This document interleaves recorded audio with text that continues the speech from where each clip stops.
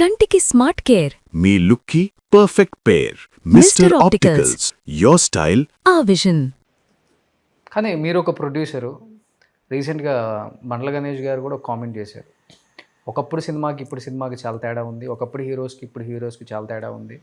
ఈ రోజుల్లో ఏ బ్యాక్గ్రౌండ్ లేకుండా వచ్చి కష్టపడి ఒక సినిమా హిట్ అవ్వగానే మనం ఎక్కడి నుంచి వచ్చాము అనేది కూడా మర్చిపోయి, కరెక్ట్, లోకేష్ కనకరాజుని తెస్తావా, రాజమౌళిని తెస్తావా, అనిల్ రావుపూడిని తెస్తావా అని షో కొట్టే హీరోస్ వస్తున్నారు. ఇప్పుడు ఇండస్ట్రీ ఇట్లా తయారైపోయింది.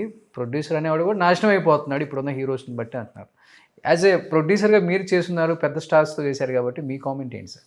ఎవరిని తప్పు పట్టాలి? ఇప్పుడు నేను ఒక ప్రొడ్యూసర్ అనుకోండి, నేను ఫస్ట్ హీరో డేట్లు తెచ్చుకోవాలా, మంచి కథ తయారు చేసుకోవాలా, కథ మంచిది తయారు చేయాలి. ఇక్కడ మనకి సినిమా బాగుండాలంటే, ఒక అవతల అందరూ యాక్సెప్ట్ చేయాలంటే, మనం ఒక సక్సెస్ఫుల్ ప్రొడ్యూసర్ కావాలంటే కంటెంట్ కావాలి. దాని మీద కూర్చుంటాను. ఆ కథని తీసుకెళ్ళి నాకు నచ్చిన తర్వాత ఒక హీరోకి చెప్తాను. నేను మనం ఎన్ని రోజులు కష్టపడ్డామో, ఎన్ని సంవత్సరాలు కష్టపడ్డామో, ఎంతమంది రైటర్లను పెట్టామో అనేది కాదు. ఒక ప్రొడ్యూసర్గా నాకు ఒక కథ నచ్చింది. అఫ్కోర్స్ ఆ కథ మంచిదో చెడ్డదో నాకు అనవసరం, నాకు నచ్చిన కథ. నేను ఈ సినిమా చేద్దాం అనుకున్నాను అని ఒక హీరో దగ్గర తీసుకెళ్తే ఫైనల్గా హీరోకి నచ్చితేనే సినిమా ట్రాక్ ఎక్కుతుంది. హీరోకి నచ్చకపోతే ఆ కథ ట్రాక్ ఎక్కట్లేదుగా. అంటే ఫైనల్ జడ్జి సుప్రీం హీరోనే. మనం ఎంత గొప్ప కథ తీసుకెళ్ళినా, ఎంత బ్యాడ్గా తీసుకెళ్ళినా, అతను యాక్సెప్ట్ చేస్తే అది బ్యాడ్దని యాక్సెప్ట్ చేయొచ్చు, కొత్తదని. ఎందుకంటే ఇదే హీరోలు అన్ని హిట్లు ఇవ్వలేదుగా, ఫ్లాపులు కూడా ఇచ్చున్నారు కదా. వాళ్ళు విన్న కథలేగా, వాళ్ళు యాక్సెప్ట్ చేసిన కథలేక. సో వాళ్ళు ఒక్కలే సుప్రీం అనేది కాదు, మిగతా వాళ్ళు కూడా డైరెక్టరు వీళ్ళ మీద కొంచెం నమ్మకం ఉండాలి కదా. అది తక్కువ. ఇవాళ హీరో అనేవాడు ఫైనల్గా ఈ డైరెక్టరు ఈ కథ వీళ్ళు ఓకే చేస్తే తప్ప మిగతా వాళ్ళు ఎవరు మనం ఎంత సూట్ కేసులు పట్టుకెళ్ళి నేను చేసుకెళ్ళినా లేకపోతే వెళ్దా అంటే చేసే పొజిషన్లో లేరు. హీరోల్లో నడుస్తుంది ఇప్పుడు అంతే. Hero final decision. అతను ఏ డైరెక్టర్ అంటే ఆ డైరెక్టర్ని పెట్టాలి. ఏ కథ డైరెక్టర్ చెప్తే ఏది నచ్చుద్దో అని అదే చేయాలి. సో అట్లాగే జరుగుతుంది. ప్రొడ్యూసర్కి వాల్యూ ఉందా ఇప్పుడు? ప్రొడ్యూసర్ జస్ట్ ఇప్పుడు అకౌంటెంటే కదండి. అకౌంటెంట్ బెటర్, ఇంకా స్పాట్లను కూర్చోటానికి ఉంది. ప్రొడ్యూసర్ పొద్దున్నే వెళ్ళి కూర్చోవటం, ఇప్పుడు రాబోటో అయితే టెక్నీషియన్ కాబట్టి అందరిలోతో కలిసిపోయి పొద్దున్న సాయంత్రం దాకా కూర్చోగలం తప్ప, కొంతమంది అయితే వారానికి ఒకసారి, వారానికి 2 సార్లు వెళ్ళే వాళ్ళని కూడా చూస్తున్నాను. అందరూ పెద్ద పెద్ద వాళ్ళే మరి ఎట్లా వాళ్ళు డైజెస్ట్ చేసుకోవాలి? డబ్బు కోసమా? అట్లనే ఉంది, కోసం లొంగి ఉంటున్నారా? అట్లనే ఉంది. వాళ్ళ స్టైల్ ఆఫ్ మేకింగ్ వేరు, నా స్టైల్ ఆఫ్ మేకింగ్. ప్రొడ్యూసర్స్ కూడా డబ్బు కోసం లొంగి ఉంటున్నారా లేకపోతే? అట్లా నేను చెప్పలేను. మరి అంతే కదా మీరు చెప్పేది. వాళ్ళ మైండ్ సెట్ ఎలా ఉంటే అది లేదు. వాళ్ళ ఇష్టం వాళ్ళది, వాళ్ళ స్టైల్ ఆఫ్ మేకింగ్ అది. సో వాళ్ళు ఇట్లు ఇస్తున్నారు కదా, ఫ్లాప్లో ఉండొచ్చు, ఇట్లా వచ్చి చేస్తున్నారు కదా. సో అంటే ఆ జనరేషన్ వేరు, నేను వచ్చిన జనరేషన్ వేరు. నేను ఒక ప్రొడ్యూసరు, అప్పట్లో నేను మెడ్రాస్లో ఉండగా కృష్ణ గారు సూపర్ స్టార్ ఆ రోజుల్లో. ఈ సినిమా రోషన్ తర్వాత చంటి తర్వాత పలానా నెక్స్ట్ చెప్పేసేవాడు ఆయన. అయిపోయేది. ఆయన ఏం కథ తెచ్చుకుంటాడో వాళ్ళ ఇష్టం. హిట్ ఫట్ అనేది వాళ్ళ అదృష్టం కొద్దీ ఉంటుంది. వాళ్ళు సెలెక్ట్ చేసుకునేవారు. ఆయన క్యారెక్టర్ చెప్తే సరిపోయాడు. జాన్వరి నుంచి మీకే షెడ్యూల్ అని అంటే ముందు వెళ్ళి ఆయనకి కథ లైన్ చెప్పేవారు. ఇది మీ క్యారెక్టరు, ఇది మీకు ఎలా ఉంటుంది అనేటప్పటికీ ఓకే ప్రొసీడ్ అనేవారు. అంటే ఆ క్యారెక్టర్లో ఇన్వాల్వ్ అయ్యి చేయడం కోసం కథ వినేవారు వాళ్ళు. ఓకే, అది ప్రొడ్యూసర్ ఇష్టం, డైరెక్టర్ ఇష్టం, వాళ్ళిద్దరికి నచ్చింది కదా, మనకే ఉందని చెప్పి చేసేవారు. ఇప్పుడు అది కాదు కదండి. మనం ఎంత మంచి కథ తీసుకెళ్ళినా, ఎంత కంటెంట్ చూసినా, ఫస్ట్ ప్రొడ్యూసర్ అనేవాడు హీరో దగ్గరికి వెళ్తే వీడు ఎంత ఖర్చు పెట్టగలుగుతాడు. ఓకే,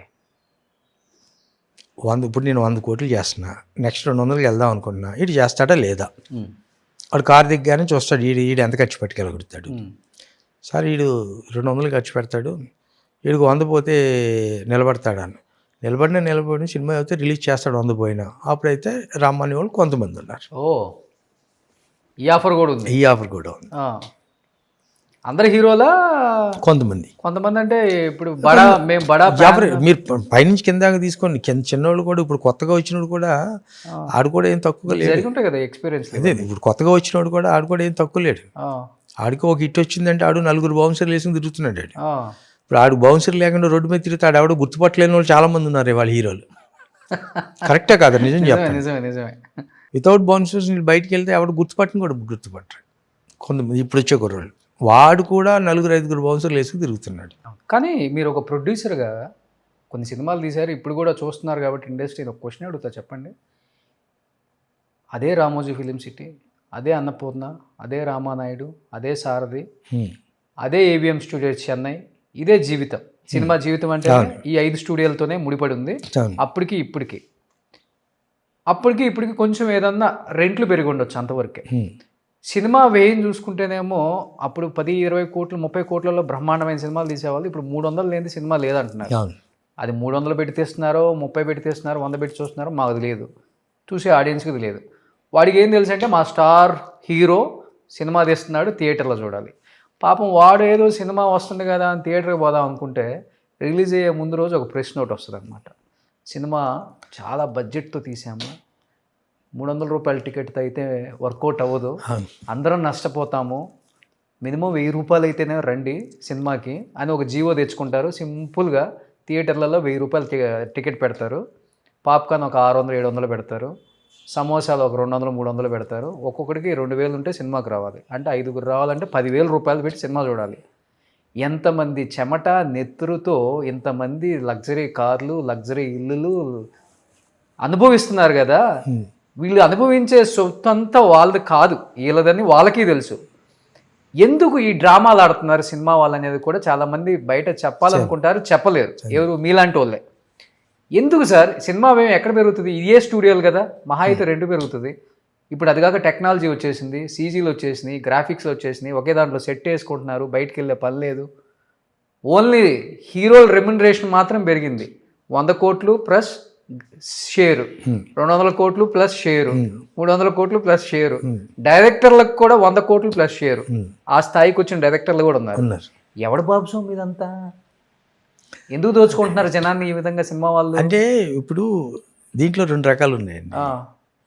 నేను ఇప్పుడు ఒక సూపర్ స్టార్ హీరో ఉన్నాడు అనుకోండి, సూపర్ సక్సెస్లో ఉన్న హీరో, నేను వెళ్ళకపోతే వెనకాల 10 మంది ఉంటారు. ఇప్పుడు మన క్యూలో ఉన్నామంటే మన వెనకాల ఇంకో 10 మంది ఉన్నట్టు.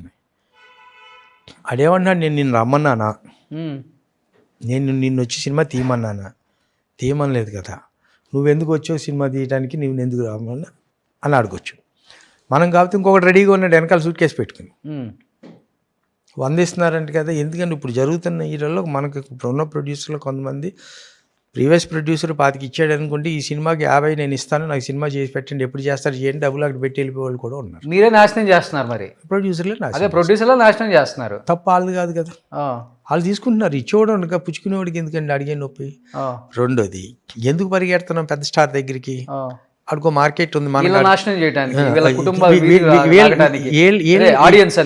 ఆడియన్స్ని వీళ్ళని దృష్టిలో పెట్టుకోవట్లా. ఇప్పుడు నేను ప్రొడ్యూసర్ని, వీడికి 100 ఇస్తే నాకు 50 మిగులుద్ది కదని నా స్వార్థం కోసం నేను వెళ్ళి అడిగి 100 ఇస్తున్నా. వాడేం చేస్తున్నాడు, వీడు నన్ను చూసే కదా వీడు అమ్ముతున్నాడు, నేను 100లో నాకు 100 ఇస్తున్నాడు, ఆడికి ఒక 100 మిగులుతుంది కదా, తప్పే ఉన్నది, నేను తీసుకునేటప్పుడు డిమాండ్ అండ్ సప్లై కదా అని అతను ఉంటున్నాడు. అది ప్రొడ్యూసర్ తప్ప, హీరో తప్ప, లేదా డైరెక్టర్ తప్ప అని అంటే, ఇప్పుడు నేను వెళ్ళకపోతే నా వెనకాల ఇంకొకటి ఉన్నాడు. నేను సినిమా చేయాలనుకుంటే సినిమా తీయాలి అని అనుకుంటే కనుక నేను ఆల్ రూట్లోనే వెళ్ళాలి.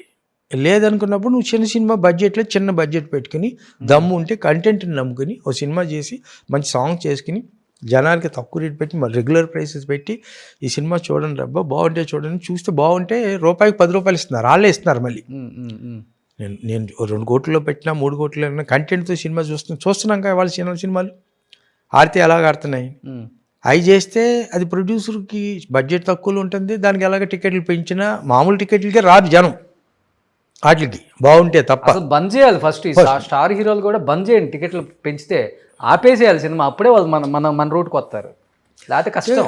అంటే వాళ్ళ లెక్క ఎలాగుందంటే అండి, మేము ఇన్ని కోట్లు ఖర్చు పెట్టాం కదా, ఫస్ట్ డే ఇంత ముందులా లేదు, ఫస్ట్ డే సినిమా బాగాలేదంటే మ్యాట్నీ నుంచే పడిపోతున్నాయి. ఏదైనా చేసుకుంటే ఇప్పుడు ఇంత ముందులా 50 రోజులు 100 రోజులు ఆడే సినిమాలు లేవు, ఉంటే 1 వీకే ఆడుతున్నాయి సినిమాలు. ఆ 1 వీక్లోనే ఇంతకుముందు ఏవైతే సినిమా రిలీజ్ చేస్తే హైదరాబాద్ అంటే ఆర్టీసీ క్రాస్ రోడ్స్లోను, తర్వాత అమీర్పేట జంక్షన్లోను, లేదా తర్వాత ఈ కింద మైదీపట్నం జంక్షన్లోను అట్లా ఉండేవి. ఇప్పుడు అలా కాదు కదండి, ఒక మాల్ ఉంది, ఏఎంబీ మాల్ ఉంది, పెద్ద హీరో సినిమా మాల్లో ఎన్ని థియేటర్లు ఉంటే 5 థియేటర్లు ఉంటే 5 థియేటర్లు ఇదే సినిమా వేస్తున్నారు. ఒకటే రూపాయి టికెట్ని ₹2కి చేస్తున్నారు, స్క్రీన్లు పెంచేస్తున్నారు. అంటే 100 రోజులు 50 రోజులు ఆడవలసిన సినిమా ఒక రోజులో అన్ని షోలు పడిపోతుంది. ఆ షోలో హిట్ ఫ్లాప్ అనేది ఆ రోజు డిసైడ్ అయిపోతుంది.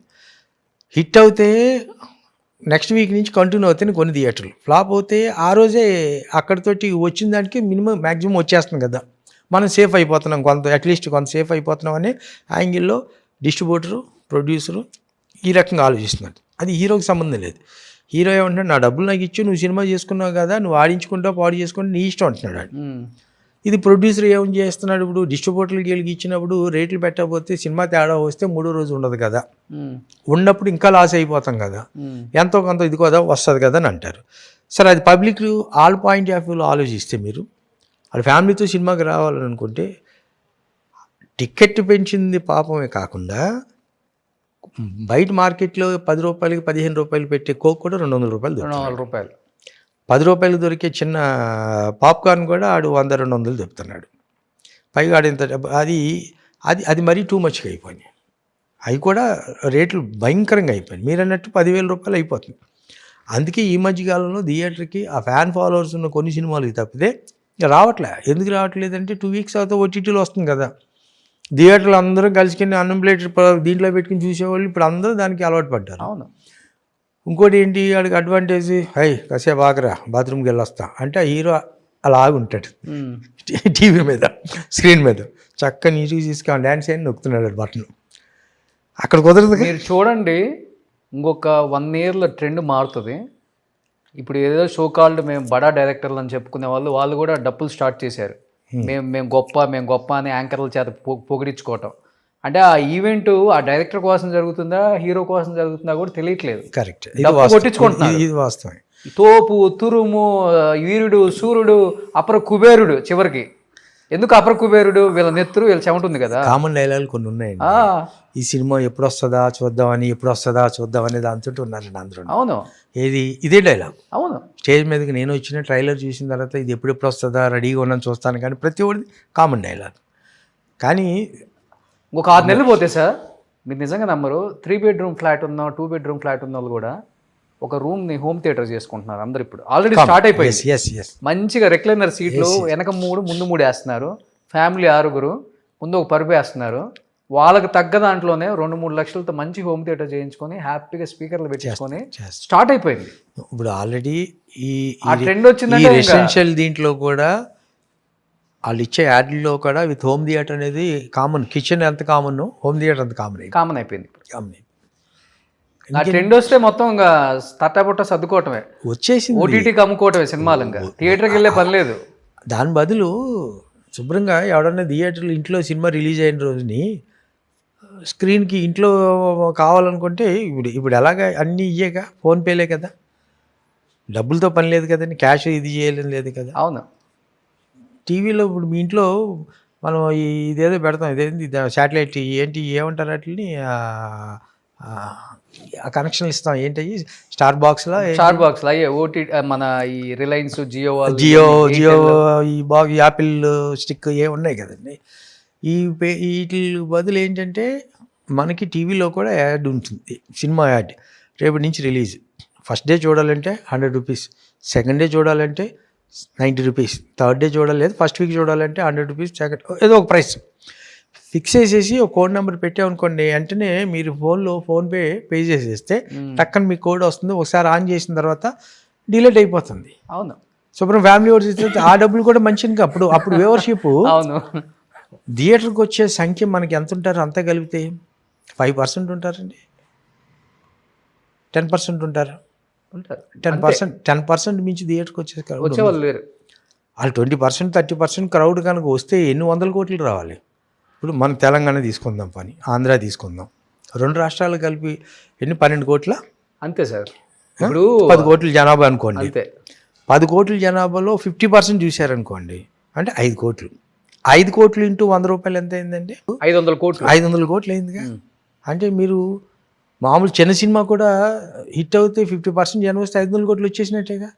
అంటే ఎంత చూస్తున్నారు, 10% చూశారనుకోండి, రూపాయల టికెట్ మీద 10% చూస్తే ఎంత వస్తుంది? 100 కోట్లు వస్తుంది. చిన్న సినిమాల్లో 2 కోట్లు 3 కోట్లు తీసుకునే వాళ్ళు 10% చూస్తే 10 కోట్లు చేసింది సినిమా అంటే 10% కదా చూసేది. అవును. అది మీరు తెలుగు రాష్ట్రాల్లో ఉన్న 10 కోట్ల మంది కనుక ఈ పెద్ద సినిమా కనుక 50% చూశారనుకోండి, ఎంత ఇక్కడే 500 కూడా వచ్చేస్తుంది కదా. అసలు మీరు చెప్తున్నట్టు ట్రెండ్ మారాలి సార్. ఎందుకంటే ఒకప్పుడు హీరో అందువల్ల మనకి అందువల్ల థియేటర్కి అందరూ రావట్లా. ఇప్పుడు కూడా హిట్ అయిన సినిమాకి 20% వస్తున్నారు, రిమైనింగ్ 80% థియేటర్కి వచ్చి చూసేవాళ్ళు తక్కువ ఉన్నారండి. ఇప్పుడు ఇదే టీవీలో హోమ్ డెలివరీ, ఇప్పుడు మనం ఏదో ఆర్డర్ చేసుకుని ఇంటికి తీసుకొచ్చి ఇచ్చి వెళ్ళిపోతున్నారు కదా. అవును. Cinema ready to release any time me cinema చూడాలనుకుంటే కింద ప్రైస్ పెట్టేయండి. అవును. ఎప్పుడైతే మీరు ఓటీటీలో దీంట్లో పెట్టి, మనం ఓటీటీ కదా దీని ఫోన్పే పెట్టి మరి ఇవాళ సాయంత్రం సినిమా చూద్దామంటే ఇప్పుడు మనకి క్యూబులకి ఎలా ఇస్తున్నారు పర్మిషన్స్? ఇక్కడి నుంచి క్యూబ్కి ఎక్కడో శ్రీకాకుళంలో ఉన్న థియేటర్ కూడా ఇక్కడ కోడిస్తేనే కదా అక్కడ ఆనే థియేటర్లు. అవును. ఇంత ముందులాగా రీల్ సెల్ఫ్ లేదు కదా, ఫిల్మ్ ఇక్కడి నుంచి డబ్బాలు మోసుకెళ్ళేది లేదు కదా. ఇక్కడ డబ్బులు లేట్గా కలితే మార్నింగ్ షో లేట్ అవ్వటం, ఇక్కడ ముందు డబ్బులు కడితే మార్నింగ్ షో తేవటం, ఇవన్నీ